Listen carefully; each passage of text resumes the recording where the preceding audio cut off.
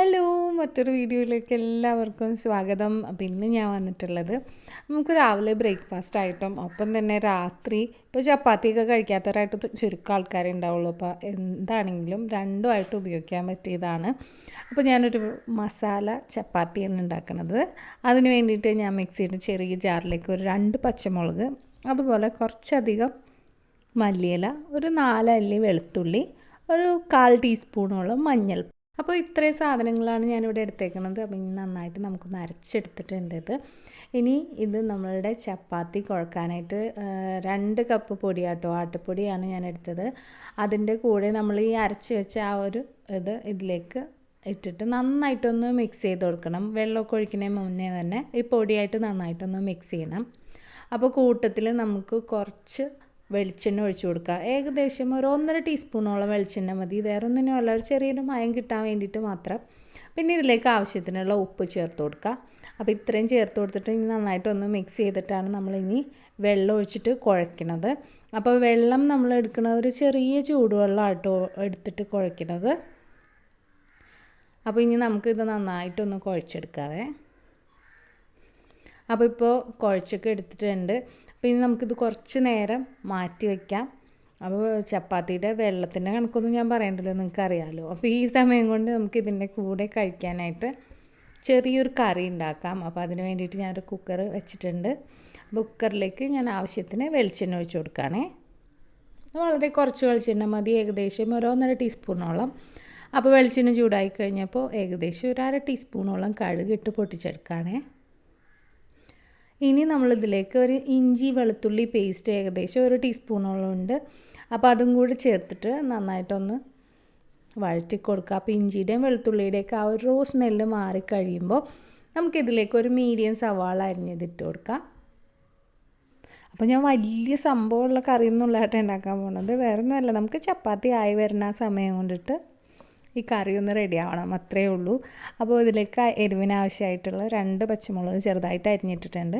ഇനി ഈ സവാളയും പച്ചമുളകും ഒക്കെ നന്നായിട്ട് വഴണ്ട് വരുന്ന സമയം കൊണ്ടിട്ട് നമുക്കൊരു തക്കാളി ഇതുപോലെ പേസ്റ്റായിട്ട് അരച്ചെടുക്കാം. അപ്പോൾ ആ ഒരു സമയം കൊണ്ട് സവാളയൊക്കെ നന്നായിട്ട് വഴണ്ടിട്ടുണ്ട്.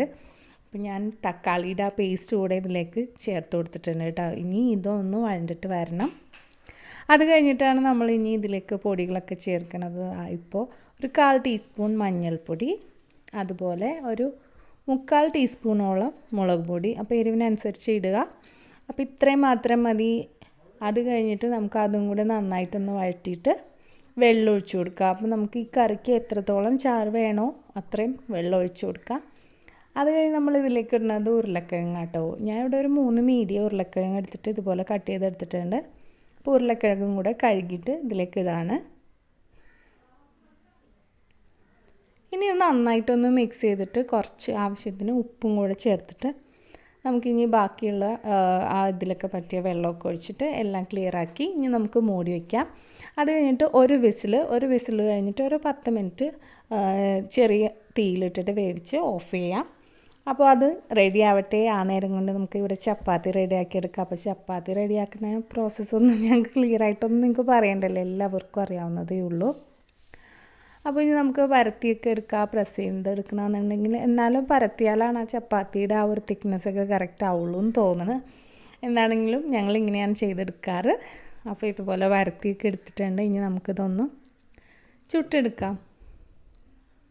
പിന്നെ ചുടുമ്പോൾ നമ്മൾ ഏകദേശം ഈ ഒരു പരുവമാകുമ്പോൾ ഒരു പ്രാവശ്യം മറിച്ചിട്ടിട്ട് പിന്നെയും ഒന്നും കൂടെ മറിച്ചിടുകയാണെന്നുണ്ടെങ്കിൽ ചപ്പാത്തി നല്ല ഒറ്റ കുമ്പള പോലെ നല്ലോണം കിട്ടും കേട്ടോ.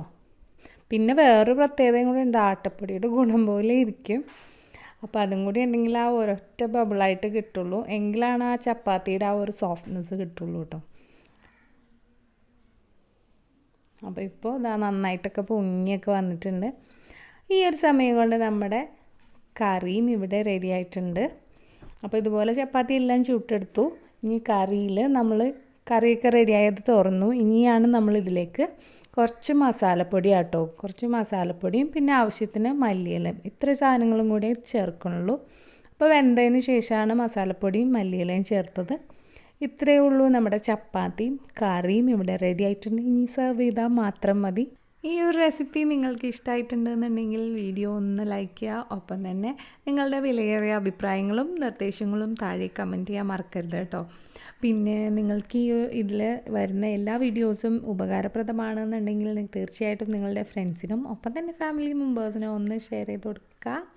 ഇതുപോലുള്ള നല്ല നല്ല വീഡിയോസായിട്ട് ഇനിയും കാണുന്നവരെ ടേക്ക് കെയർ. ബൈ.